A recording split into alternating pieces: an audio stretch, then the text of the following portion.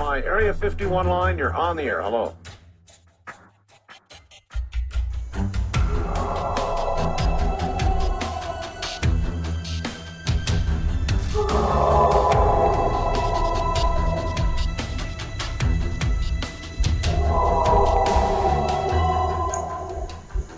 Welcome to the Blondes and Booze Paranormal Podcast, where what you've known as reality will be shattered by the truth. Krista and Brandy will lift the veil from your eyes, revealing what has either been hidden or denied you for eons. Hey.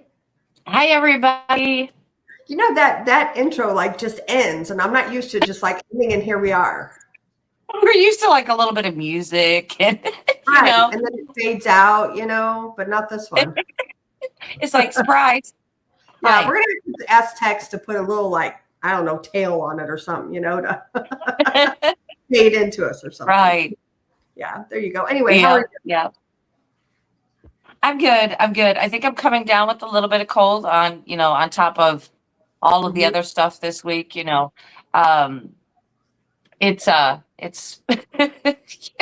it's something else. If it's not one thing, it's another, but that's okay. 2025. I'm telling you, they can already take it. I'm ready for 2026 already, except for the end, September 19th and 20th of 2025, everyone.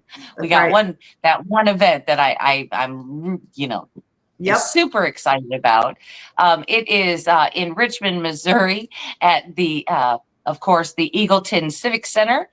We have a lot of special guests. We have a lot of speakers. We have just more and more people coming that are just so excited about it. All of our friends and everything, they're ready to come and meet everyone. And as you can see by our list, our friends list is big. Mm-hmm. Absolutely. And also we added another person. And you know this person, you know who it was. I do. Yes, and we got confirmation from the other day, and that is Martin Groves will also be there. Yay! Martin Groves will be joining us also. That's another name to add to our list. That's going to be fantastic. Yeah. Yep. So I've just been really busy and haven't had a lot of time to get with Jason yet and even tell him that we added Martin Groves. So hey, we've got someone else. right. So I will get that done, I promise. So anyway, one of our special guests that will be at our conference is our guest tonight. And Mr. David Glidden. And so we're going to talk a little bit of everything because, Dave is pretty versatile. He's everywhere from ghost and ghost hunting to Bigfoot and all that good stuff. So I'm trying to take the banner down. Sorry, Brandy, I'm clicking the wrong button. There we go. I was wondering what you were doing. I was like, she's got that off there an awfully long time. Right. So make sure you get your tickets. You can get them on Eventbrite under Blondes and Booze or the Crossing Realms Conference. Just go on over there. We have still meet and greet and the day of the conference available. So we have made a cutoff for these. So don't wait to get those tickets. Get them soon. Mm-hmm. Yep. And fortunately, honestly, that the ghost hunt is sold out.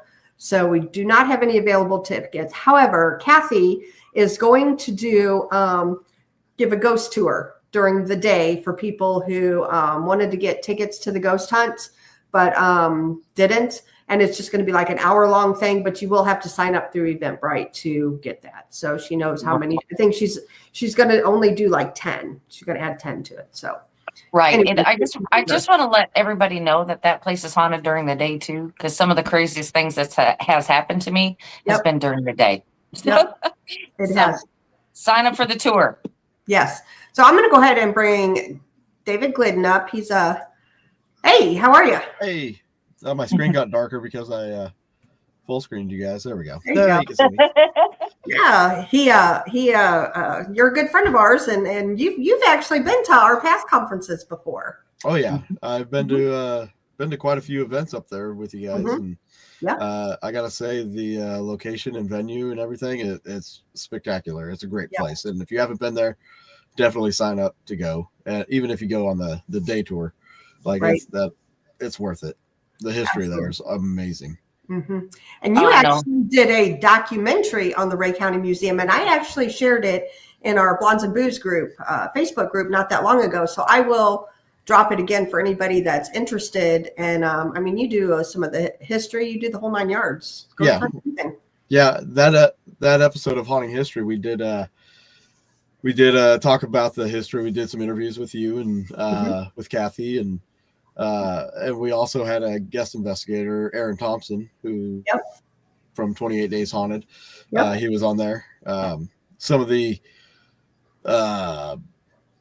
there's some clips that didn't make it into the episode that I'm kind of wishing we did put it in there, but some of the outtakes. Aaron's hilarious. He is. He really is. We really like him. We really like him. He's such a cool person. We love him. Yeah. Yep. And you actually, here a few weeks ago, were you not at Malvern? No, I wasn't. You wasn't? I was not. You said you were. I thought I read somewhere where you were at Malvern. Let's see. I'm trying to think when the last time I was there. It was sometime last year. Yeah. Gotcha. The only thing I've done so far this year, I did film one episode of Ghosted, which is my new YouTube channel. Did film at the Beaumont Hotel in Beaumont, Kansas, which was amazing. They gave me full run of the place, no guests, no staff, just me in the hotel, and it was pretty humbling to be able to do that. But the history there is really interesting, and some of the artifacts and things that they have in that town is pretty awesome to see. And as a history buff, I appreciate that kind of thing. Right. But the town itself, like, there's maybe like 50 people in this town. Like, it is a small town, but they do some really cool things. In a bar, right? What's that? They have a post office and a bar, right? I don't even think they have a bar anymore, and I don't even know if they have a post office. It's that small. Wow. There's 3 old buildings, and then there's the hotel, and then I think maybe, I don't know, 2 dozen houses. That's wow. Not much. You blink and miss it. Yeah. Right. Now I know you're big on history, because when you go to these places and I know you do your research. Was this place any bigger, or is this as big as it has ever been?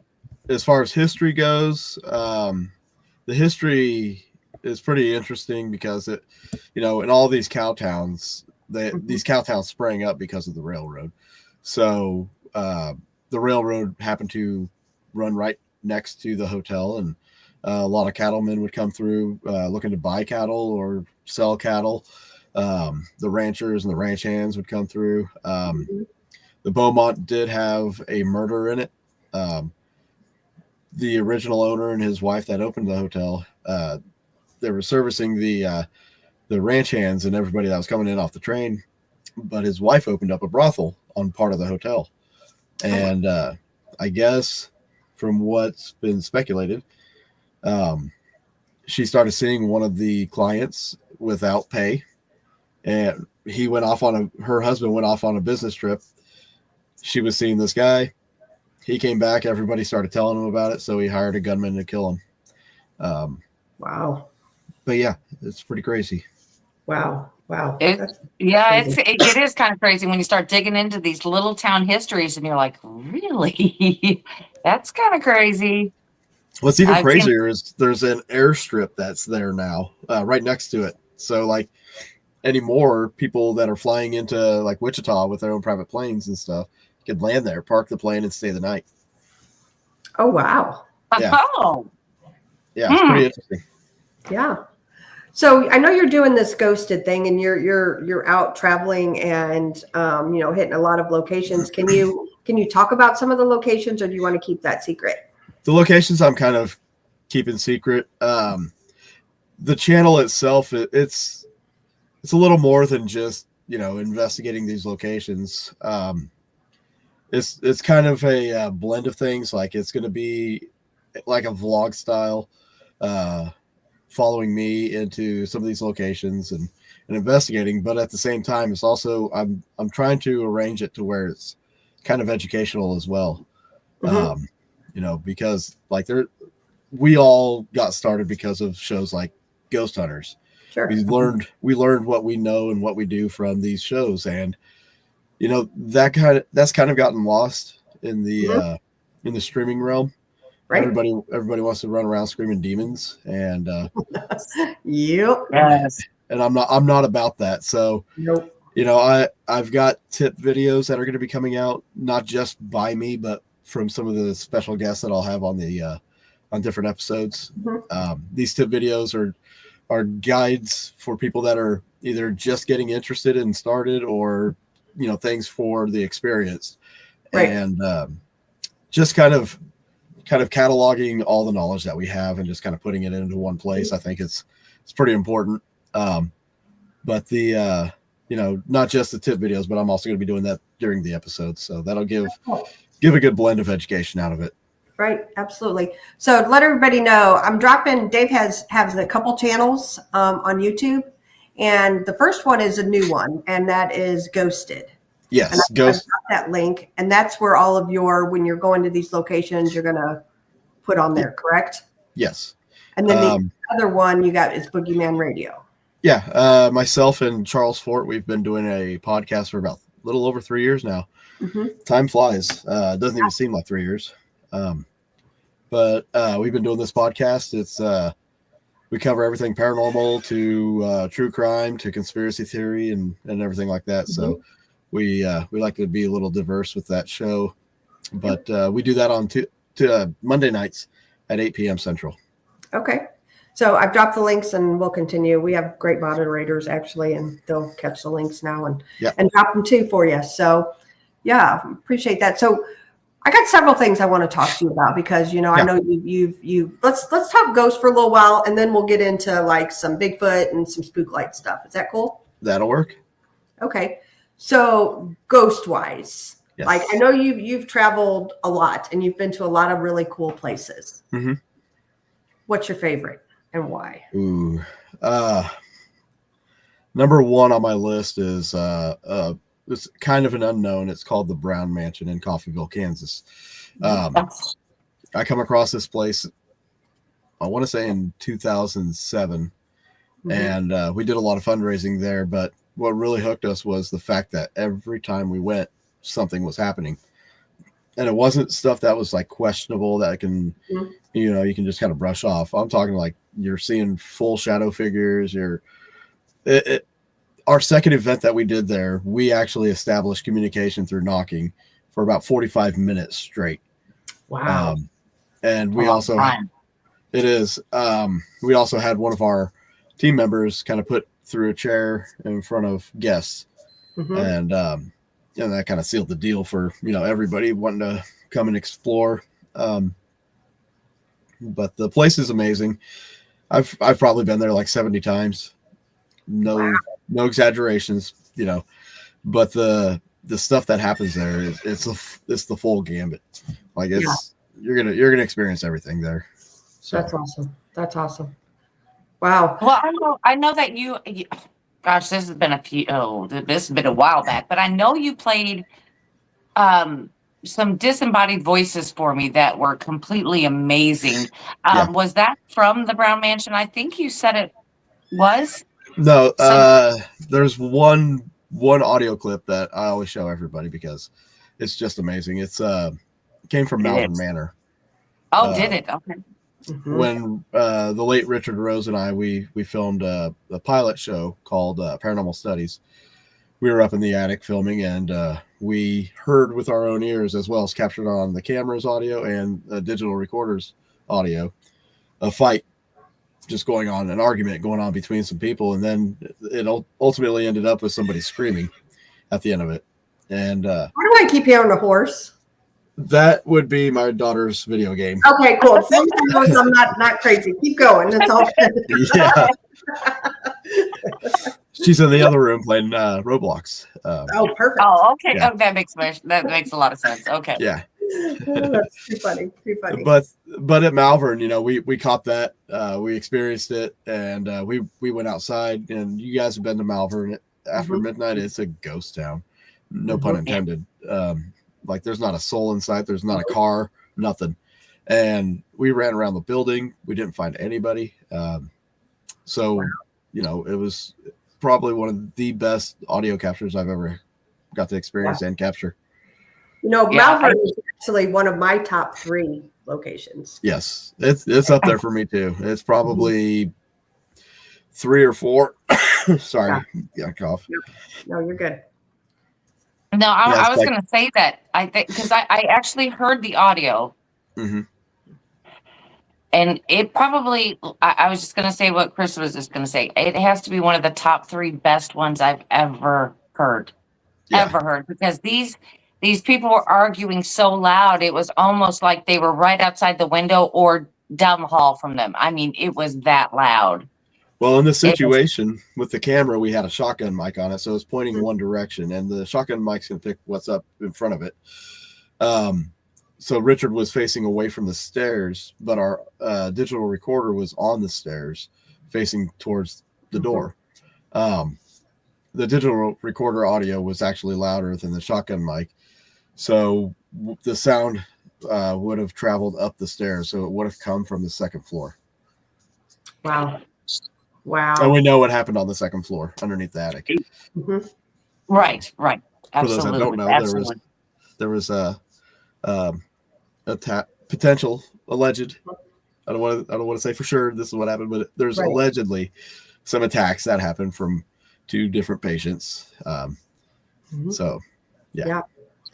Wow, that's pretty incredible. You know, Malvern is just like, I could sit and talk Malvern all day. We've had Josh actually on the show several times. Yeah. And, you know, my favorite place in that building, though, is the nurse's hallway. I like sitting back there. Very uncomfortable back there. Yeah, but I like going back there by myself. Yeah. That's one of the locations in the building that I like to experiment with because it does give you that feeling. And even for the seasoned investigator, it can very, very easily make you uneasy. That's true. Like you can, even if you're turning off the lights, even with the lights on, I sometimes think it's creepier with the lights on because half of the place is lit up and the other half is just in darkness. And it's right. You know, last time we were there, you know, we kicked everyone out.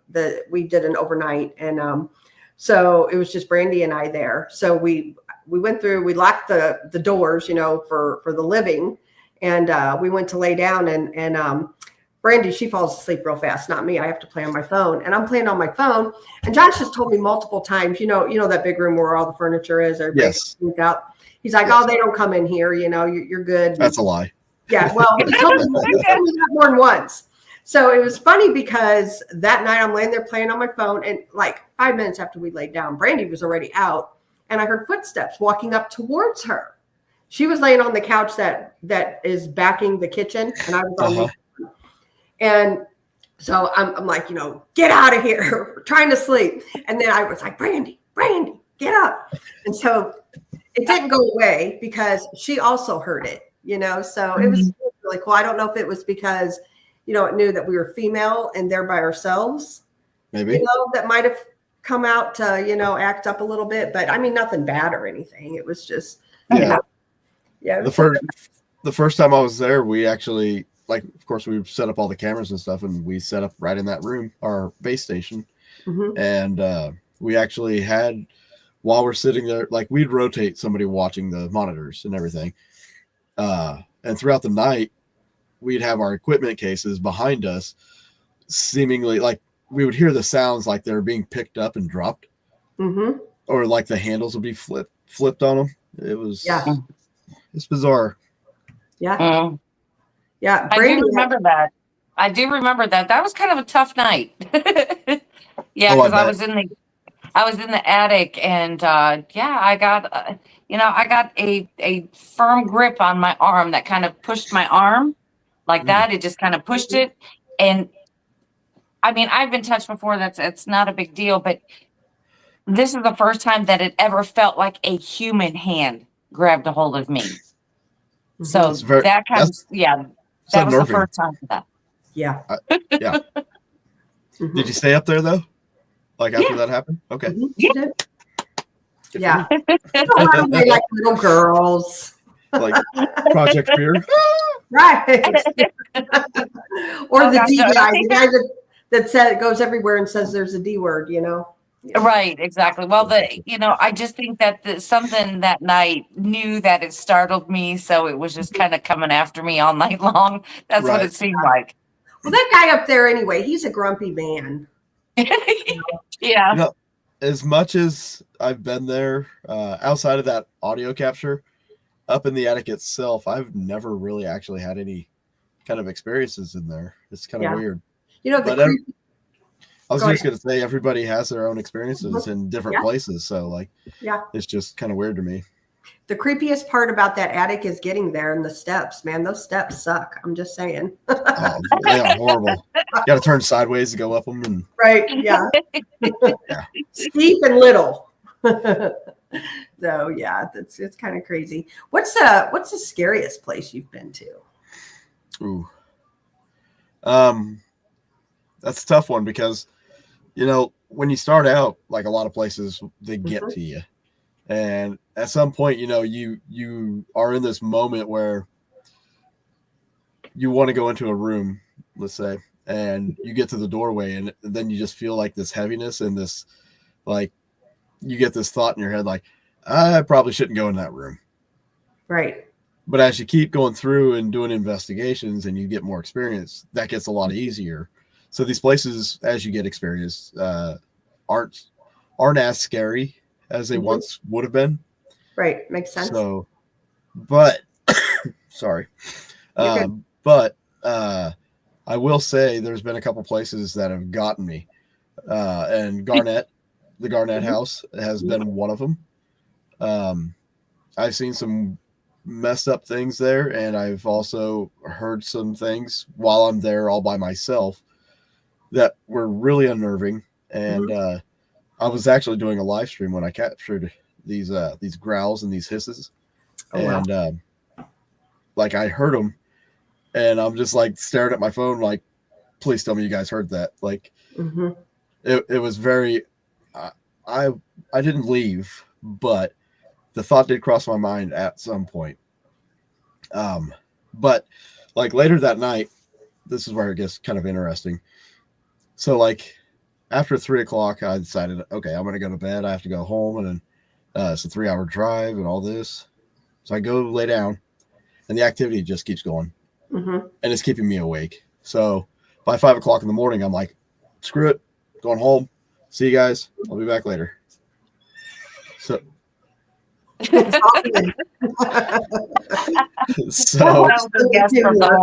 was perfect timing. You're supposed to do a screen. So I get in my van and I start driving home, and I'm on the highway. I'm doing like 80 on the highway.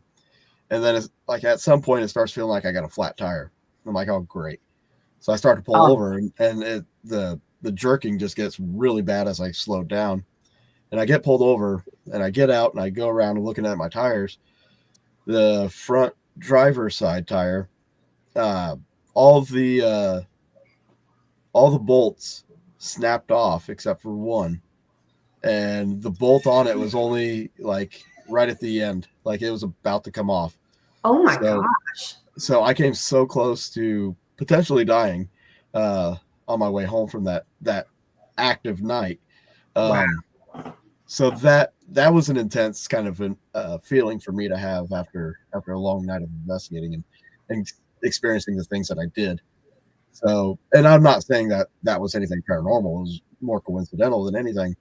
But just to add that on top of that night, like that's going to be one of the most intense nights I've had. That's still pretty scary though. And me, I personally, I'm not saying it was paranormal, but I am not a believer in coincidence at all. So, but not saying that it's paranormal, Yeah. No, I don't either. I think everything happens for a reason. I saved you guys from seeing me blow my nose. You're good. You're welcome, audience. You're welcome. Yes, everyone. David is a little under the weather. He has a sinus infection. So welcome to the sick club, David. Yay. Yeah. Looks like Brandy's trying to come down with it yourself there. We're going to pass it through exactly. You're going to get a computer virus. Yeah. through the computer. There you go. I want to move on to the spook lights there in Joplin, Missouri. We've had experience out there with you. Not as exciting as what you had before, but I did see some stuff out there, and I know you did a documentary on it, which is absolutely fascinating because I can't figure it out. I don't know how to solve that mystery. Right. That's very strange. And it's got to be placed in the realm of the paranormal, just in the sense that it's unexplainable. We have theories, but just how far does the theory take you? It doesn't go too far as solving an issue or anything. So like when we did the documentary, we had no idea what we were doing. The first one, like we had no idea. We just thought, well, let's go there. Let's do some history. Let's dig up the history and see if we can't capture this. And, out of St. Mary, that first movie actually played out so perfectly. Like everything was in order as you saw it. That's how it played out on our travels. So like the first place we go to in Iowa, like, we can't say we saw it. We caught something, but we kind of dismiss it as a camper house or a camper off in the distance with the light on. And then we, of course we found the truth behind the legend, which was, after 100 years was still pretty accurate. So that was very important to us there. And then we come to Joplin. We had an experience, but we didn't get it on camera because dumb us, we were just sitting there chilling for the first hour without cameras rolling. And we experienced this blue light show up across the road and then just collapsed on itself. And then we did some more digging on the research or the history there. And then we get to the Brown Mountains, and the first night we go to one location where it said you could see them. We don't see anything. And then we go into town, we do the research, we talk to locals. They tell us another place to go see them. So we go there, and it's like this grand reveal where we get this long exposure shot of one of the lights moving. We get a thermal imaging picture of one of the lights hovering over the mountain. And then I get video of one of the lights rising up off the mountain and then totally disappearing. So it was like everything came full circle in the order that we filmed and the order it was meant to.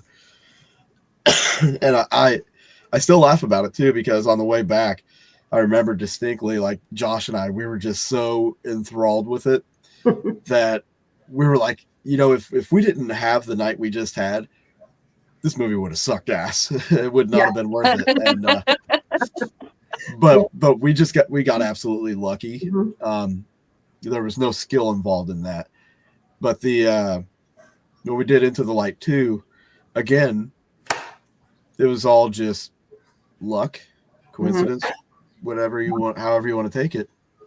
Because, we were going to go out to the Brown Mountain Lights. That was going to be our main focus of that second one. It was just going to be about the Brown Mountain Lights. And we had some awesome experiments that we wanted to do. And, of course, a hurricane had come through there literally the week that we were going to go film. Wow. And so we had to cancel that. And we, whenever we filmed the first one, we were doing research in Joplin. There was a lady who did an interview in an article, and she was Native American, and she was talking about how she always sees the lights. She goes out there and does these rituals, and she can see the lights. And during one of the premieres of the first film, she actually showed up to one of the premieres. And she got a hold of me, and we talked to her about coming out and filming with us on the second one. So we covered the Native American aspect and some of the lore, and got with her out at Spook Light and had her do a ritual and everything. And there were some lights that formed at the end of the road. We did get some video of it, but I can't say for sure, or I'm not 100% sure that that's what we caught, but we did capture something. And And then instead of ending it there, we actually went to the Board Camp Crystal Mine down in Arkansas, outside of Mina. Cool. And there, everything takes a left turn because we're going there thinking we're going to investigate some light phenomena. This is probably going to deal with piezoelectric energy, and we're going to be able to solve this thing and all that. Well, the first night we're out there, the owners take us on a tour. Mm-hmm. They start showing us all these tree structures and a lot of these oddly grown trees. And then they tell us about the main event that they had out there where, like, this is 60 acres of woods. It is a crystal camp where you can go out there and dig for crystals, but they've got a stage set up overlooking this area. And at the top of the hill is where the event site was. And he and his wife and his son were all sitting out there one night staring at the, at the lights. They were seeing some lights, flickering on the ground and stuff like that. But then all of a sudden, 3 beams of light shot up into the sky. From what we were told, it was about 300 feet up, and it was cut off at the top, as if it was hitting something. Wow! And it was there. It was there for 10 seconds, and then it disappeared. And Orville, he decided he was going to go up there and check things out. He did, and he shows up about 2.5 hours later, and they were like asking him, what took you so long? What were you doing up there? He's like, what do you mean what took me so long? I've only been up there for like 20 minutes. So he had some missing time after he went up there. But then when they went back up there during the day, they found out that all of their tools, the metal fence posts and everything was all magnetized. There were scorch marks on some of the trees, and near that area, this is something that Orville pointed out to us, all the trees were starting to grow in like this. Oh, wow. Like something was kind of drawing them in. Yeah. So obviously that's very weird, but we did our initial investigation the first night, and we kind of got lost in the woods. Josh and I went out there all by ourselves, and we got lost. We literally got lost for like 2 hours. It wasn't missing time. We just couldn't find our way back. It was 60 acres. Crazy.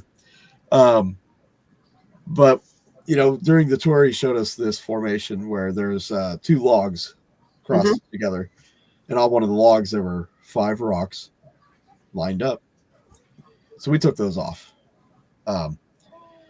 We were also shown this tree that had a shape of like a teacup. Mm-hmm. And there was a rock placed in that handle piece. And I told Josh, take that out, put it at the base of that tree. So we did. So we investigated that night. The next day, we go out to check on the rocks. Well, the teacup handle one, the rock was still on the ground. Mm-hmm. Go to the other one where the logs are crossed. They're all off there except for one was placed back up on the log. So we're like, okay, maybe Orville went out there at some point and put it back. Mm-hmm. I don't know. So we asked him. He said no. So we go to do our research. And we're at the library. And we're digging up all this information on the town of Mina. And the town of Mina was a sundown town. And all the African Americans created a village outside of town over by where the board camp was. But something wasn't right. Like, our focus started gearing towards the Bigfoot aspect of it. Mm-hmm. Because the night before we did our research, I had an odd experience, and it's going to stick with me forever. Josh and I were camping on the stage. He had a tent, I had a tent, and it was probably like 3:30 in the morning, and I woke up to the sound of, for lack of a better term, talking. Mm-hmm. I'm trying to think if you've ever seen the Sierra sounds. Oh yeah. Or heard it. On more end. Yeah. That's pretty much what I heard. It was a mixture of grunt style and a bad Japanese karate movie. Wow. It was, I listened to it for a few minutes, and I've tried to get up and sneak over to wake Josh up, but whenever I unzipped the tent, it all stopped. So then I was like, okay, I guess it's done. It's over. I'm going to go back to bed. So I laid there, and about 15 minutes later, we started getting hand claps out in the woods. Wow. So at this point, I turned on my phone. I'm like, I'm trying to sleep. Now I'm hearing clapping out in the woods. And I actually recorded some of that clapping on the cell phone's audio, and that's in the movie. I didn't wake up Josh. I got up out of the tent, walked around on the stage, just tried to listen to it. And I listened to it for about 10, 15 minutes. And then it stopped. And it was just quiet for the rest of the night. So fast forward back to the research. We were trying to find some kind of clue as to the light phenomena, but we kept getting drawn back to like the Bigfoot thing. So I started doing some research about like Bigfoot sightings in the areas and UFO sightings in the area, because we potentially saw a UFO the first night too. I never tell anybody that, but we watched something go across the sky, go behind a cloud, and never come out. Right. But the thing I found with all the sightings was in the locations that we were exploring about the spook lights, there were high concentrations of sightings of UFOs and Bigfoot. So right there, that started telling me, well, something is tying in the spook lights and Bigfoot and UFOs. There's something in common there, and we didn't know what. I had an idea, but I didn't like come out and tell Josh or anybody. Yeah, I wanted to explore this a little further. So the second night, we had a lot of close encounters. I had a rock thrown right at my head. It was so close, like you hear the whiz of the rock on the camera's audio. We smelled the urine scent, like the wet dog smell. We smelled all that at the same time. Later in the evening, Josh and I had the brilliant idea of splitting up and going into the woods all by ourselves. And that's always a great idea. Right. Well, I made it worse on Josh because you guys know how Josh is. He is timid. Yeah. And I sent him in the worst place he could go.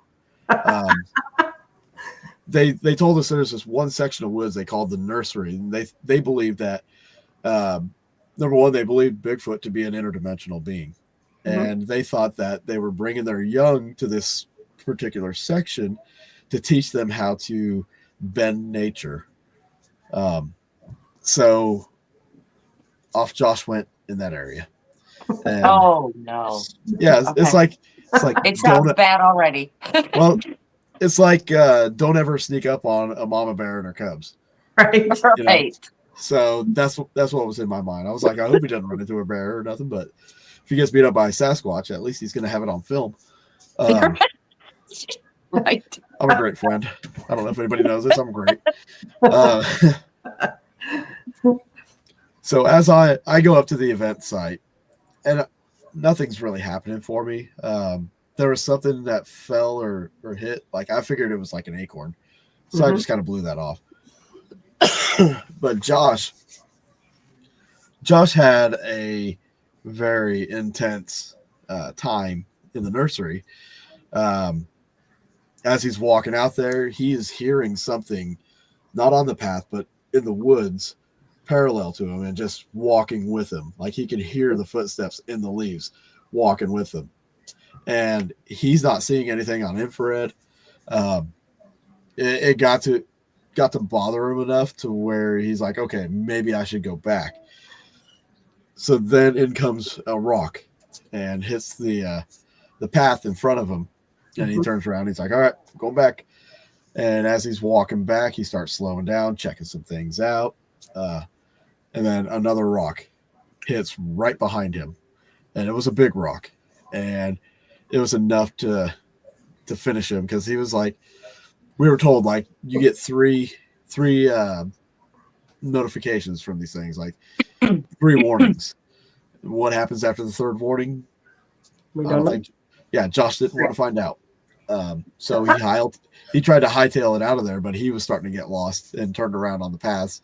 But luckily we had walkies, so we ended up linking. But it was very interesting to me that all these things were happening together.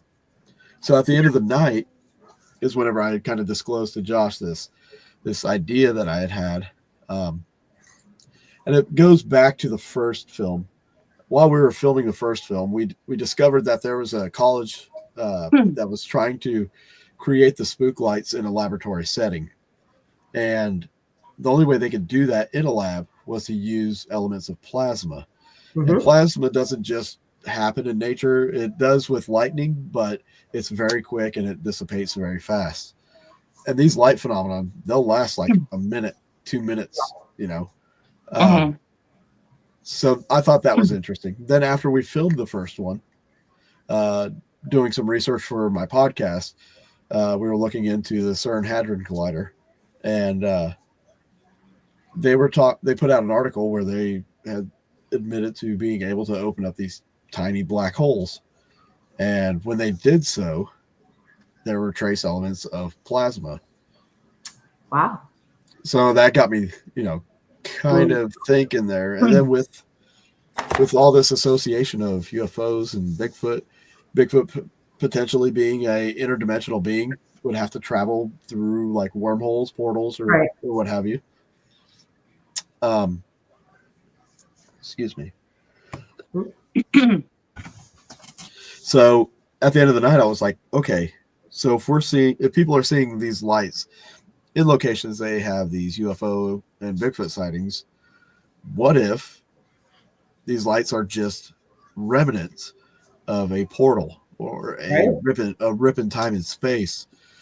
So like if Bigfoot's an interdimensional being, it's going to distort reality. It's going to distort its surroundings and create a rip in time and space and travel.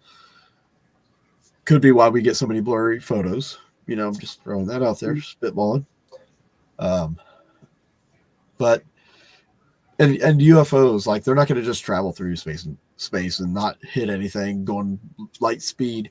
You can't dodge every asteroid. Yeah. Can't dodge every asteroid, every planet, everything like that. Mm-hmm. So you have to open up wormholes.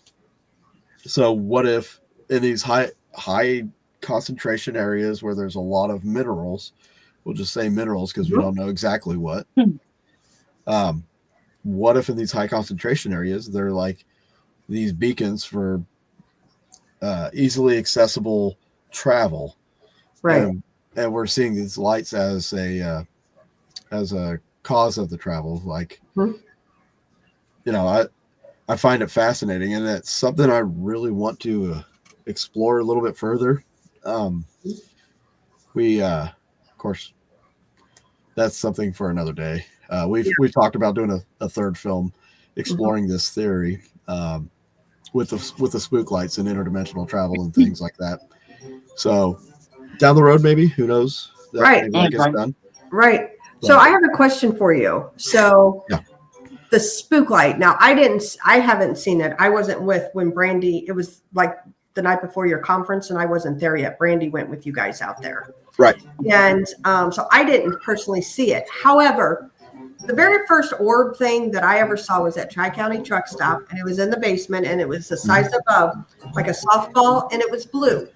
And I was with a bunch of attendees, and I saw it. Many years later, I always thought that was, like ghost, just because I saw it there, at Tri-County. Yeah. So fast forward to a couple years ago, we were at Land Between the Lakes, and middle of winter, it was January, middle of winter, there was about 10 of us out there. Nobody else was out there. And we all started seeing these lights around in the woods. Some of them were white, some of them were blue. The one I have, honest to God, was the size of a beach ball, and it was reddish orangish. And I wasn't the only one that saw it. There was a couple other guys that saw it at the same thing. So Do you think like those lights, those orbs, have any type of similarity to like the spook lights that people say, or do you think that's a whole different ballgame? Well, I've spoke about it at some conferences where, I try to get people to kind of think about different possibilities. I don't want to tell people like, this is how it is. This is what it is. And believe me, and you got to stick with that. No, right. I want people to think for themselves and just kind of explore different avenues. Sure. So one of the things I talk about, or that I bring up, is Carl Sagan's explanation of the fourth dimension and how it kind of correlates to the paranormal field. And if you're going in that route, if spirits are like, say it's like parallel universes, and the timeline is not matched up. So like, let's say in this parallel universe is our timeline. This one, let's say this is the 1800s, and it just happens to be running adjacent with us. Yeah. And at times, maybe it's closer, maybe it's further away. And, at those peaks, where it's close, we're only seeing bits and parts of that. Like if you push your thumb through a screen, you're only going to get, the little squares from the screen. You're not going to get your whole thumb. Right. So if it's interdimensional or if it's, a break in space and time, then you got to assume that in that moment where there is a break in space, you would be seeing these lights if they are plasma. Right. That's so. I mean, it's a possibility. I'm not saying that's then I'll be all explanation, but yeah.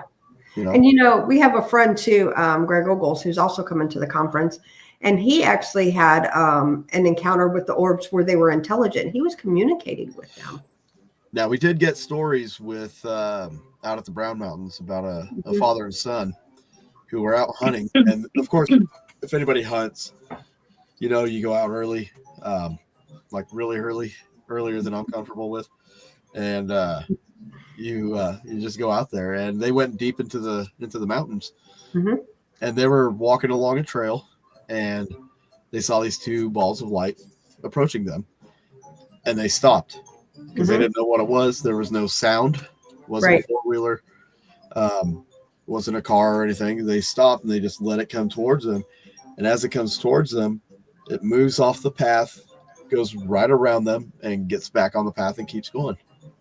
Wow. Like it was aware that there was something in front of it. Yeah. So spatial awareness is kind of a interesting concept to a ball of light. But who knows? Yeah. Yeah. It's just, it's crazy. I guess we'll never know, until we meet our maker one day, then all of our answers will have a ball, Right. Well, somebody had made a comment in the chat room, and they were talking about being a nurseryman, which, they deal with all these plants and trees and things. And they said that, David, when you're talking about the trees being oddly shaped and how they were growing, that that can happen with intense UV light. That makes sense. I know, like if you have a tree or a plant in front of the window, right, and you leave it there, it's going to grow towards the window. But if you turn it, it'll change its course of growth and come back towards the light. Right. But he was saying that the intense UV light now being out there at Brown Mountain, having that happen at the Crystal Camp with the beams of light that were going up, that would make sense. However, sorry. Oh, this is getting me. However, there were some instances, more like tree structures in like the nursery and stuff, where trees were bent over and literally intertwined with other branches from another tree. Creating little structures and stuff like that. But there were some trees that would just grow up and then they just went straight across. Like that is so odd. And there was some stuff I couldn't put into the documentary because somebody else was doing a documentary out there on that, and they wouldn't allow me to show it. But they had a ball that this person took out to this one area that we couldn't go into because of that whole documentary thing. And it makes me mad because there was the most amazing structures, entanglements of the branches and everything. This guy took a ball out there, and I guess I don't know if he did it. I don't know. Like, I'm a skeptical person anyway, but somehow this ball was, probably about 15 feet off the ground, but it was intertwined like somebody had made a basket for it. Like, yeah, Right. It was very odd. I couldn't take pictures or anything of that. But the oddest thing that they showed me, I have a picture of it somewhere. I need to find that. Because I couldn't put it in the documentary, but I got a picture of it. So behind their house, probably about 100 yards behind, is like a bluff and then some trees on the top. And the bluff itself is probably a good 75 to 100 feet. And the trees are full-grown trees. But in the trees, there's a log that's probably, I want to say, 4 foot wide. And probably about, I want to say 15 feet, maybe 20 feet. But it's at the top of the trees on top of this bluff, sideways. Wow. Like, how did that I'd love to see that. I would love to see that. Yeah, there's no way that got up there naturally. Like, I don't know how it was put up there, but it was up there. That was the most astonishing thing to me. Just being a skeptic. So they allow camping and that kind of thing out there? Because I'm thinking like road trip, Randy. I know at one point they did allow camping. I don't know if they still do. I know they had some things going on with insurance. Oh man. You can get a drink of water. Yeah, you can take a little break or whatever you got to do. Yeah, take a break, get a drink of water. We'll do that after this real quick. Okay. I know they allowed camping at some point. They had an issue with insurance, so they stopped the camping, but you can still go out there and dig. We talked about going back out there to do some filming, and they would only let us stay out there till about 11. So I don't know if that's changed now. That was probably about 2 years ago. So yeah. I mean, it never hurts to contact them and find out. Yeah, definitely going to do that because I'm going to look it up and see how far it is. But I mean, it's not that far down into Arkansas, I don't think, is it? It's in between Little Rock and Fort Smith. Yeah. So, and it is in the mountains. So yeah, it's beautiful out there. Yeah. Yeah. Little Rock is, that's nothing for me. Absolutely nothing. No. Yeah. So, yeah. That's cool, though. I mean, I definitely want to go check that out. I do have one really serious question for you. Josh Hurd told me he's a glamper. So how the heck did you get him to stay in a tent? I lied to him. I told him there was a toilet there and he could take a shower. That's too funny. Too funny. When you said he stayed in a tent, I'm like, oh. Oh, he's so proud of that. He's so proud of it. But he did take wipes and stuff like that. So he can at least partially clean himself. Yeah. Took the dude wipes. and there were a couple places that had showers. So he was able to get a shower at some of these places. Good deal. Good deal. Well, go get a drink. Get a drink. And Chris and I will talk until you get back. All right. It's fine. Shall return. Yep. Yeah. I mean, because it's so tough right now because, this weather is changing so drastically that my body can't keep up. I mean, we've gone from winter storms, ice, and then it warms up and then rain. And then now we're looking at winter storms again. And, it's, the hospitals are just filling up. I'm telling you, they're just filling up. David and I were talking backstage and before you hopped on, and they're talking about closing schools around here because of like the flu. Like there's so many kids that are out sick and, it's just awful. Well, yeah, the nasty C word is coming around again. You know what I mean? It's making its loops, and it's, unfortunately, it's going to be like the flu, people. It's just going to keep going and going and going and mutating and coming back. It's just here. And how long it'll stay, I don't know. Kind of like the flu. It'll be just circling until it, runs its course. Which I think that's maybe one that may be here to stay, I mean, but we went through the bird flu and the swine flu and and all of this other kind of stuff. And yeah. Paul just said he's heard a lot of people testing positive for flu A, and that's what Ava had. Yeah. Mm-hmm.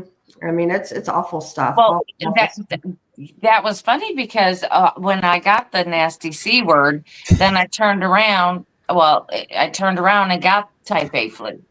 Wow. Look at Tex. He's rubbing it in. He says it was 87 here today. Well. I'm telling you what, it was foggy and misty and rainy and chilly here all day. Here too. Yeah. Oh, it was a horrible day. Did the total parent move and stole my daughter's drinks. There you go. Yeah, I do that too. If there's a juice box or a Capri Sun or something, yes. I'll snag it. Oh yeah, Capri Suns for sure. Yeah, they're good though. Actually, I still like a Capri Sun. I'm just saying. Oh yeah, I do too. Yeah, with the straw and everything, And, exactly. Yeah. We're just over here. I wish they made those like at adult sizes. Like a bigger drink, right. So we can. Or a little bit bigger of an opening where you could like put a shot of vodka or something in it. Wouldn't that be good? I think they make something like that for wine. Yeah, it comes in a box. Right. That's too funny. Too funny. All right, let's get back on track. Oh my goodness. We'll try. All right. So when you were making the documentary about these lights and everything, yes, and then you started noticing Bigfoot activity. I mean, what did you think? I mean, because I know, and you've said it, that you're a big skeptic. I mean, what was going through your mind when that started to happen? Well, when the Bigfoot stuff was happening, I thought people were in the woods messing with us. Mm-hmm. I initially thought maybe Orville was running out in the woods with no flashlight for some reason. But like there's no way he could run all through like the 60 acres without a flashlight. Yeah. And being out there totally unsafe. Yeah. We didn't see any lights while we were out there. We just, had the Bigfoot activity. Mm-hmm. So like my initial thought was that there were people out there messing with us. But then again, I had to bring that, scale that back because of the whole fact that there's no way he could run around there with no flashlight. So, I just kind of chalked it up and I'm like, I think I just experienced Bigfoot. And, I have at this point, I have a tale to tell, it's, I'm not a squatcher by any means. I've maybe squatched twice in my life now. And that was my first experience. So, it was definitely an eye-opening experience, and I'm glad I had it. And I think having that happen and being able to come up with the theory that I have made me understand that there's so much more to the paranormal in general as a blanket. Like it's all woven together in some form or fashion. And it's just, I feel like it's one step closer to understanding what's going on. So absolutely. Yeah. I just feel like everybody should be in the paranormal for their own reason and exploring it for their own reason. Sharing evidence is great. Capturing evidence is awesome and fun, but the experience that you have, that I think is priceless. Right. I think that's what gives people closure and information.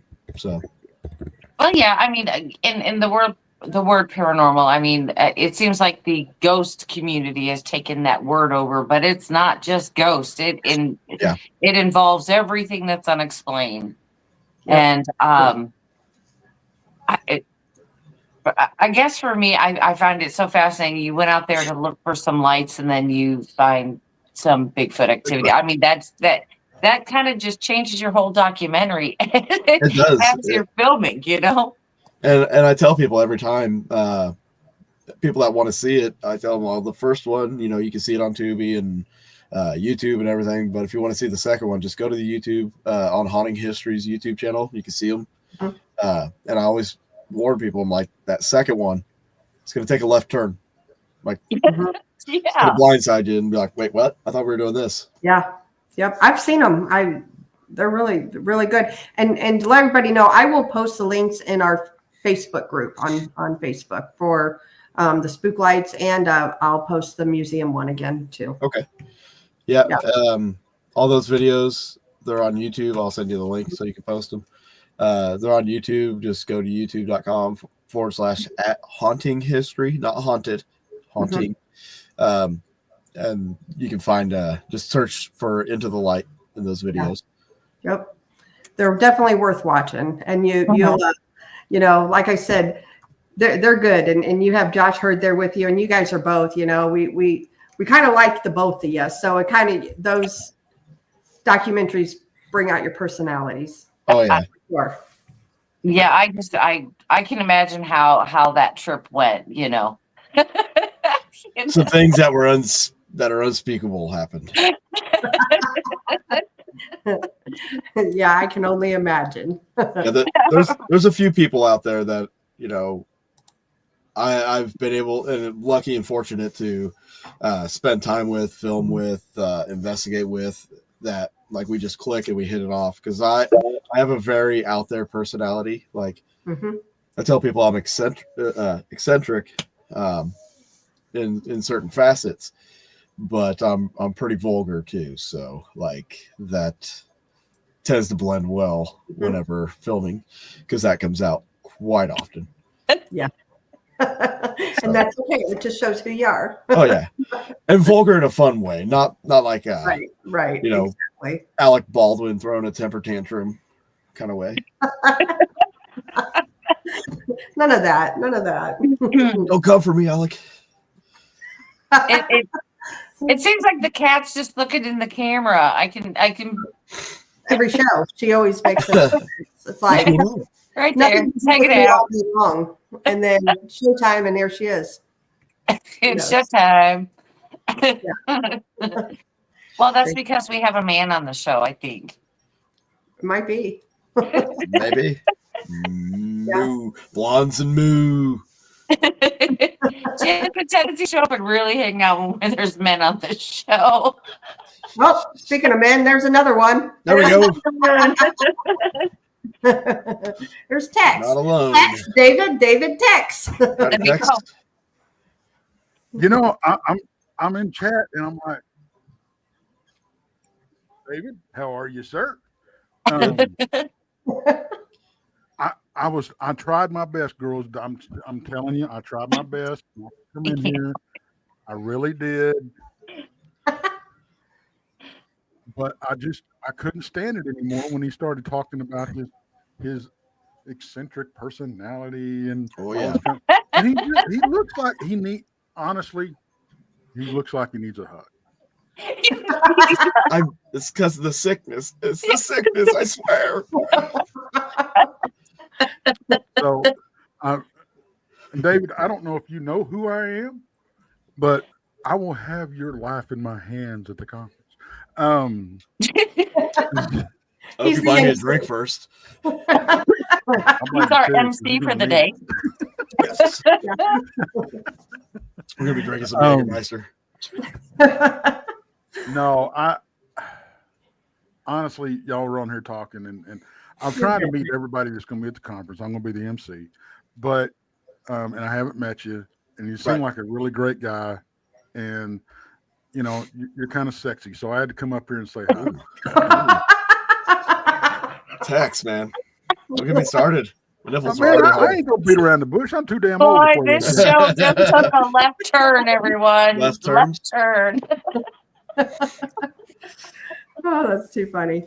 I just gotta get that beard game up, man. The hell old of my bearded brethren, man. I mean, that's just out. I gotta get my beard game up. Look at it here. I'm like, oh man. You got a ways to catch up, but you'll get there. Yeah, sure. It happens when you hit puberty. Just say it. Puberty? What's that? Right. But no, David, I just want to jump up here real quick and say hi and jerk your chain a little bit. Girls, I'm sorry for interrupting your show. You're good. It's all good. Well, did you have any questions while you were here, Tex? Yeah, you might as well just here. hang out for a few. Yeah. Are you here? Ask some questions. Well, and I'm sitting here listening about, Bigfoot activity and ghost activity and light activity. And I'm like, man, that sounds familiar. Who else had that crap? Exactly. What's funny is years later, so like I filmed Into the Light 2 back in 2019. And just last year or the year before last, I was watching Expedition Bigfoot. And they started talking about okay. They started talking about the theory that I had come up with. Like they started bringing it up, like, "Oh, what if?" I'm like, "That sounds familiar." And I had to like start texting people. I'm like, "You should see this show." It's starting to sound pretty damn familiar. I'm kind of happy that people are starting to broaden their horizon on thinking different ways in regard to Bigfoot and UFOs and all this. And it's cool to see it. Now, I was strictly flesh and blood. Okay. Yeah. And I swear I'm going to find a new name for this woo crap. And it still could be flesh and blood, just has an ability. Well, and it could be we're dealing with something totally different. Mm-hmm. We're just dealing with different phenomenon and stick it in a Bigfoot box. I don't know, but I know the four of us sitting here have experienced all of it for some reason. And I mean, we can sit here and take stabs at it and everything. But exactly. I'm with you. I mean, it's like you can't label it. No. But you need to stay open-minded enough to go, well, what if, maybe. Yeah. Now, if we could get both sides, both sides of the aisle talking back and forth, then we're making some headway. And that's what I like to do at conferences is try to get everybody talking about this stuff because, like, I can share my experience. I see constantly at these events, the speakers will share their experience, but there's not that. And it's nothing against them. It's just like there's nothing in that sparks that conversation. Right. Like you can, they're only talking about their experience, but like, people can relate to that experience. But where do you go from there? But when you bring it out as a blanket kind of subject and just say, here's some information for you. Right. That's, I'll talk about some quantum physics things and try to dumb it down a little bit because not everybody's into quantum physics, and take that and try to associate it with different experiences, and people might be able to gravitate to that and see that in their own experience and be like, okay, so if this is happening, maybe we should try this, or maybe we should do this. And I think that's a good way to start a conversation. Yeah, absolutely. Well, and you were talking about speakers that get up and relay their experience, but then I think the problem is, and we're solving that problem in our conference. Yeah, is there's not enough time or whatever to try to get with and actually talk to, because everybody in the audience has got questions for everybody that's had an experience. Everybody's getting up there and talking. Okay, and I think what needs to happen more is audience participation. Oh yeah, because that's where you're going to get your questions that are going to lead down to these rabbit holes. Now, and I get it. A lot of speakers, especially your what do you call them? Academic ones. Academic. You're almost right. Macaroni. They have pretty much. I mean, they have a presentation, they have a script, and they pretty much stick to it, right? Yeah. And then, okay, good to see you. See you later. Come buy my book. Right. Yeah. I think if more people would allow people in the audience to ask questions and go, what do you think about? But they don't want to be put on the spot, I think, is what the deal is. Yeah. A lot of it. Yep. I mean, you put me on the spot all day long, I'm going to give you an answer. You may not like it, but I'm going to give you an answer. But But absolutely. And I kind of see that happening with you. Yeah, I kind of see you interacting with people a lot. So whenever I talk about like the when I bring up Carl Sagan's description of the fourth dimension, I actually bring people up out of the audience on stage and use them as props. And that's awesome. It makes it fun for everybody else. And you know, it's like the whole being a teacher thing. Like if you make it fun for the class, they'll learn a lot more. Right. So they'll pay attention. So I like to do that. I like to pull people up and share the stage with them and make them kind of my tools of what I'm trying to get across. I got a sneaky suspicion me and you were going to get along really well. I'm pretty easy, but not too easy. I've heard about that, but I wasn't going to say it. I'm just saying you're going to have to be Little Spoon. My number's been on a few bathroom stalls.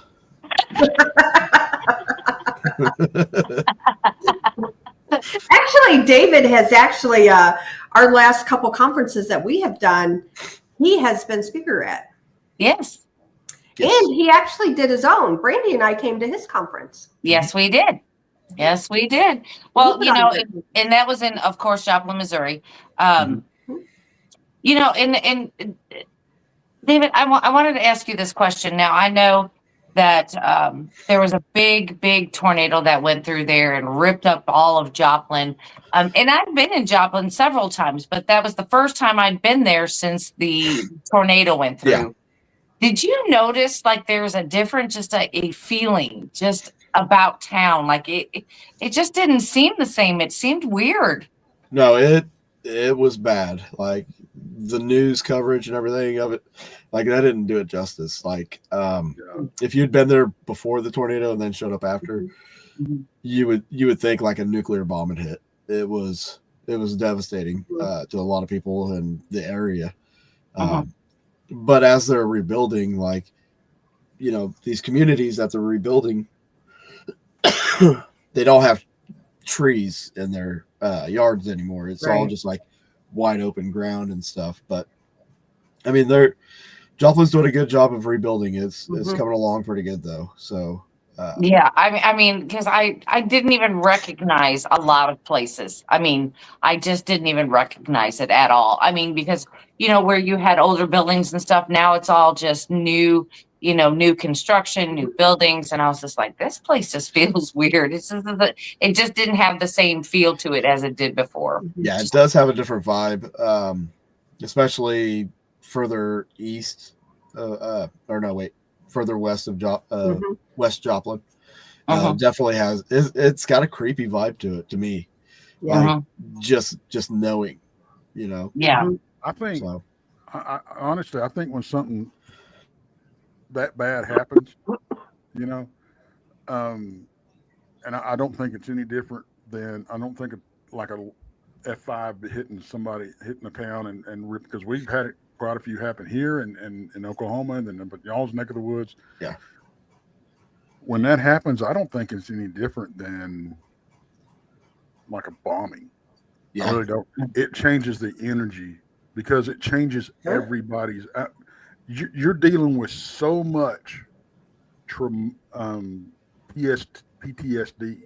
Oh yeah. You know that it permeates the town. And I think that's what we're seeing because you don't have to get out to feel it. You can just drive through the main drag on the town, and I don't care if they've rebuilt or not. There's an energy change. I felt that in Tulsa when I drove through Tulsa after they got hit last year. No werewolf, I have not. Werewolf was asking if he'd seen a doctor yet. Yeah, because David and I are on the sick train. Rash not going away, David, or what? What's that? I wasn't supposed to talk about that. Yes, if that rash is going away. I'm actually enjoying that rash. Thank you. It's a gift that keeps on giving. There you go. You know what, David? Yes, sir. Katie, bar the door when we get there because I got a strange feeling y'all be sure and bring bail money. I'm just saying. Okay. Yeah. You bring the Jaeger. It's another small town. We're gonna get in trouble. Kathy's probably watching this now. She's thinking, "Oh shit. Why do we book him? What, Dang it. Lord? What have I done? It'll be a party, that's for sure. It'll be a party. Come down on Thursday, David. That's On our Thursday? party night. Yep. Okay. Yeah. Come down We're on gonna Thursday have a night. good time. Yeah. You know, I wanted to talk to you a little bit because I know, you know, I'm going back to Brown Mountain again because I'm fascinated by the place. I'm just fascinated. But Tex took me to the first time to Brown Springs. This is right on the Texas-Oklahoma border. It's like right there. And that place has a weird vibe to it too, because I'm thinking I'm going for Bigfoot purposes. That's what I'm going out there for, Bigfoot purposes. But let me tell you that, I mean, I got into a lot more with that area with the occult and the cemetery out there, and it's possible dogman sightings out there. And we did hear it. And, you know, I think that these places are very fascinating only because you never know what you're going to get out there. And you should be ready for anything and everything. That's why, you know, I love that the documentary, especially that last one, the one that took that turn. It just went to a total another direction, because we find that so many times in different places. Krista and I, we went to Emmaus Village in Marthasville, Missouri, and we're thinking totally ghosts. That's what we're thinking. And we got evidence of that, and that was very cool. And then we turn around and we're walking from one building to another and hear a howl that didn't sound like any animal we've ever heard. It was audible. Huh. And we sent it to fellow podcasters and friends. They're Hellbent Holler, Joe Doyle. And they're all the time. And he looked at it and he sent it back and he said it's definitely nothing native in Missouri or, you know, anything like that. So I'm not saying it's a Bigfoot, but I'm not saying it's not. I'm not saying it's dogman. I'm not saying it's not. Well, the Ozarks is infamous for those Ozark Howler. Yep. Mm-hmm. And as well as a lot of dogman sightings, especially around like the Branson and Lake of the Ozarks areas. Right. Mm-hmm. Mm-hmm. Yeah. Yeah. Have you heard the howls out of Oklahoma that we got there, David? I have not. Should we, girls? Oh, just go ahead, Tex. Play it for him. I mean, he's going to have to hear this. I mean, honestly, I know David. He's really going to have to hear this with his own headphones and then really listen to it because it's very unique.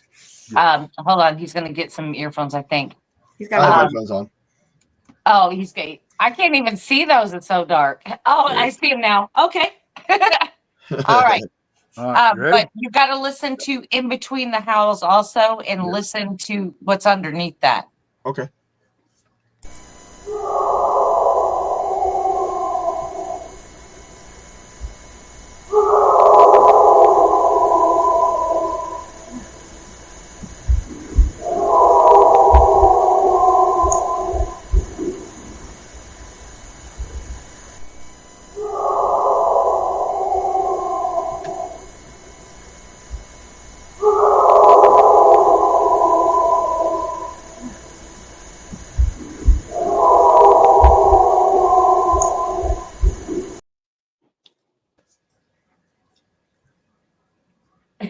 He's got that look like, Here we go. All right. You got to look like I ain't going to Oklahoma with y'all. Hey, I'm 15 minutes from Oklahoma. Now, what I'm thinking is, you know, some of the sounds in between the howls could be like the microphone bumps on the microphone or something. But also, there was at one point it sounded like something big had, not a tree knock, but like a big thud, like out in the distance. But no, that'd be interesting to hear in person. I'd be all for it. yeah, because that was an unmanned audio device. Yeah. So then, static audio device. Yes. Okay. Okay. Well, that's interesting. That makes a little bit of a difference. Yeah, because like the sounds on the bumping sounds like somebody fumbling with a microphone. You know, That's what I think. Yeah. I think it's right there by the microphone. It's right there. But yet the howl is not right on top of the microphone. yeah, It's off in the distance. then I would say you're experiencing at least two. Mm-hmm. Yep. And Gary Spikes Sr. who's in the chat. We call him Pops. He's our tracker. It came off of his property, which is known for Bigfoot activity. So, Nice. you know, knowing the person that caught it and all that kind of stuff, and knowing the background behind it, and knowing the distances where, you know, things were where the mic was set up and all that kind of stuff. Yeah. Makes a world of difference. Oh yeah. So, you know, it's. I'll go squatching. Just. But what's really cool, what I thought was really cool is when they heard pretty much the same thing at camp one night, an hour or so away. 2 nights in a row. Yeah. 2 nights in a row we heard that. Hell yeah. Let's go when it's not cold. Yeah. No, you want to go when it's cold down there. You want to go. Yeah. So far I've been sick while it's cold. Or wear full body pantyhose. I'm just saying because the ticks will carry you away down there. Oh yeah. Exactly. We like to go when it's still got a little bit of chill in the air, but you're not gonna die of hypothermia. As long as you can make a little bonfire and just chill by it. Oh yeah. Mm-hmm. Yeah. Absolutely. Remember, Brandy, it was 20 degrees when we were at Land Between the Lakes, and a fire did us just fine. So Yes. Almost took out Martin Groves, but that's okay. We've got to get Krista down to Brown Springs. We've got to. We do. I'll get down there for sure. Yeah, I mean, where we're at is really primitive. I mean, you haven't, you know, you've got the woods. That's what you've got. But there's also the Red River right there, which just adds to it. There's a natural spring there, which the cemetery. runs right underneath the cemetery. Now, how far away from Tahlequah is that?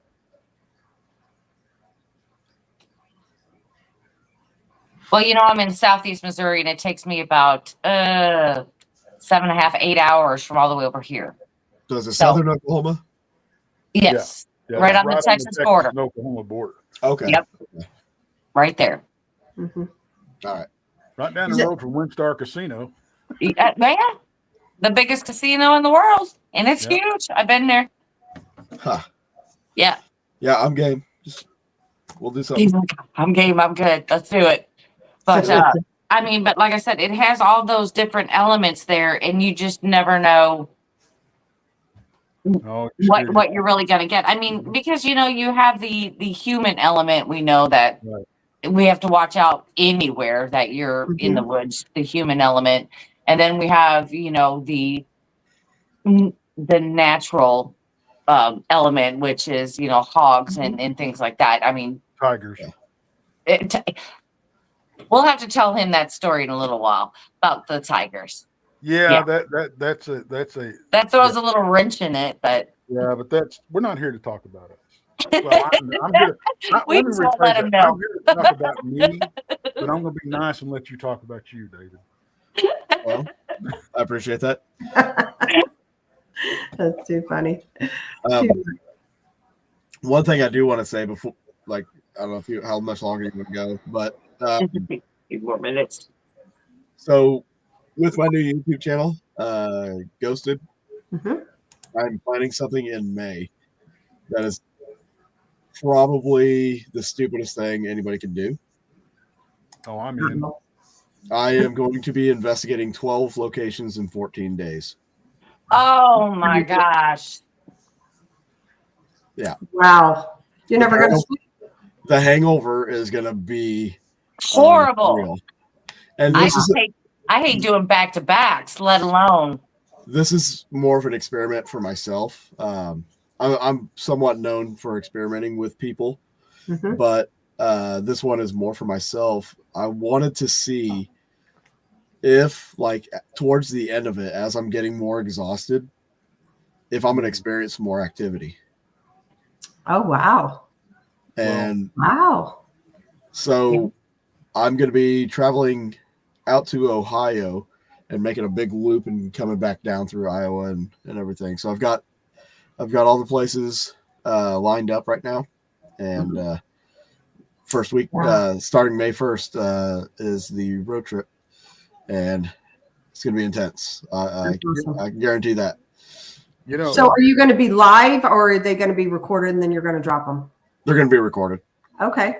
I'm also teaming up with Dark Realm TV, which is on Roku and Amazon Fire Stick, creating some content with them. So Ghosted is going hand in hand with that. Everything I filmed for Ghosted is going also to be on Dark Realm, but for Dark Realm is going to be more cinematic, which means there's going to be more production behind it. There's going to be more investigating, a lot of stuff you don't see from the YouTube channel, and vice versa. So what you see on YouTube is not going to be on Dark Realm, and what's on Dark Realm is not going to be off of YouTube. Cool. So kind of get a double dip there. So that's something that I'm also doing. But yeah, I'm also going to be implementing elements of, like, I the past 2 years I've been doing a tour called the Midwest Mystery Tour, and people can join me on investigations, and on those investigations I do experiments with them.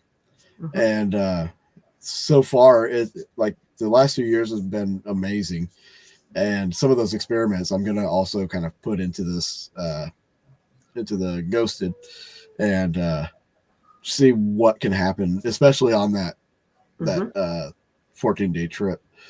It's You're going to by blow yourself? everybody's mind. Yes.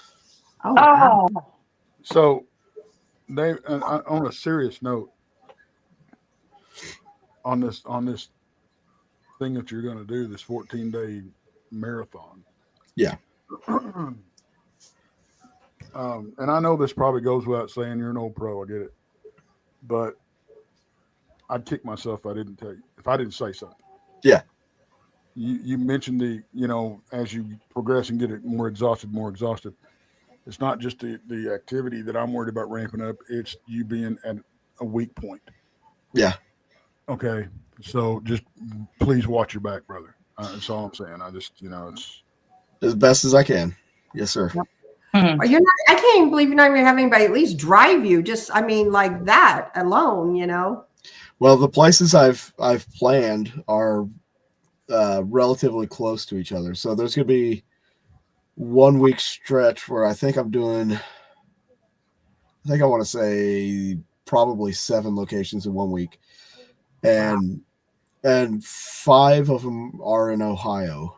So like I'll just go from point A to point A. And they're like, I think the furthest with Ohio, in regards to Ohio and Indiana, I think the furthest the most traveling time, I think is like 3 hours. So that's not bad. That's not bad. At least you'll be able to get some sleep at some point. So that's not bad. The worst part is coming back into Iowa. That's going to be the worst part. Yeah. I will say that's always a fun trip. I will say Edinburgh Manor is going to be one of those locations, and so is Malvern. So I'm going from Edinburgh to Malvern. And that drive is boring. That is one of the most boring drives ever. Yes. So. Don't mean for anybody who lives in Iowa, but I have to agree with you.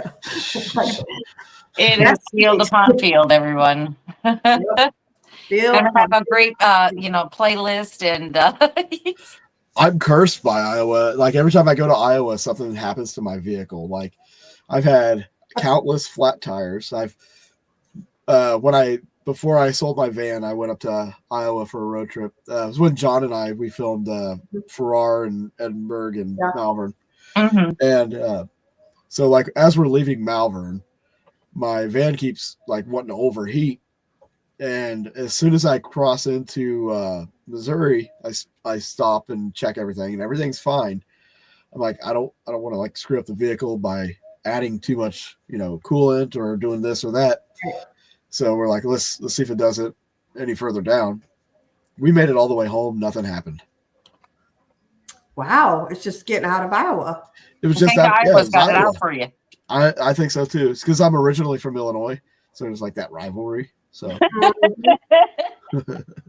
Yeah. Oh my goodness. Well, I got to tell you though, too, Illinois has some really boring flat highway systems, and so does Indiana. I think every state has its moments where it's boring. Yeah. Yeah, there's some sections of northern Missouri that are pretty boring. That Columbia to St. Louis. Yeah. That's Well, even like all of Highway 36, I think is boring, and that's North Missouri. Straight over all the way. That whole trip there is just nothing but flat and boring. Oh yeah, it's West Texas for us down here. Yeah. I think every state has that. God forbid any of us have to. Yeah. God forbid any of us have to go to Nebraska. I've Just been do away with there. it. I drove. Oh yeah. No, that's like Iowa. Everyone, just let you know. But worse. Yeah. Well, this has been fun. I appreciate you coming on. Thank you for coming out sick. Yeah, and being sick. Absolutely. If you guys haven't done so, please go and subscribe to David's channels. And I've been dropping them. I know Paul's been dropping them in chat. And you put out some really good content. You really do. Yeah, I appreciate that. Thank you. So I really like how you do an open-minded view on everything. It's just like you go there to catch what you catch, and that's all you're not going to get anything else or nothing made up. So I like that.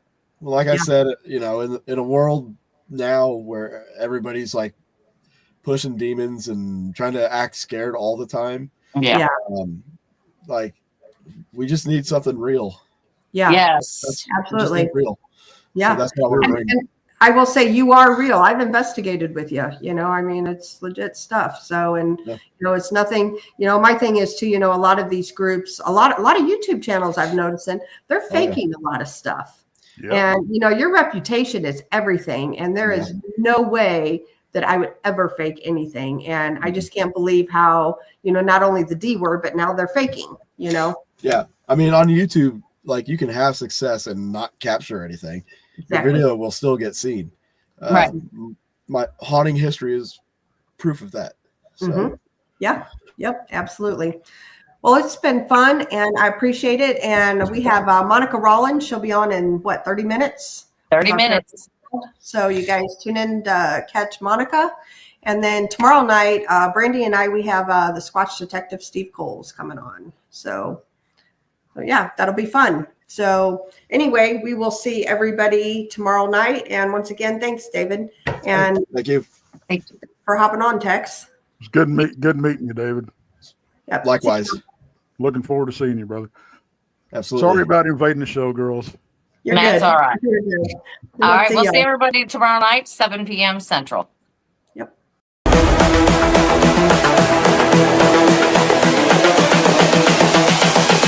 This is the future.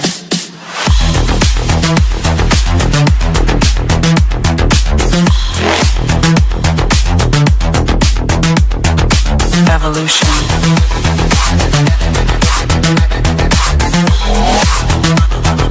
This is the future.